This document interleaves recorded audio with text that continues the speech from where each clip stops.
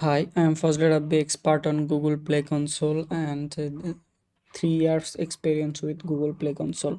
You can see that here is a error and app is removed from the Play Console account 2 days before. Here you can see that action required, your app not compliant with Google Play policies. Here is the email from Google, who is got from Google, and here is my email address. If you have any issues with your email, your Google Play Store or Google Play Console account, please contact with me.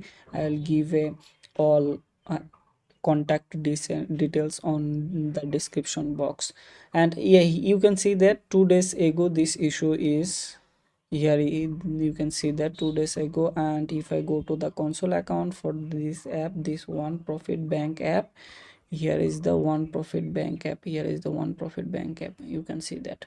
Okay, the app was removed. But if I go to the dashboard of the app, you can see that the app is active and it's production now.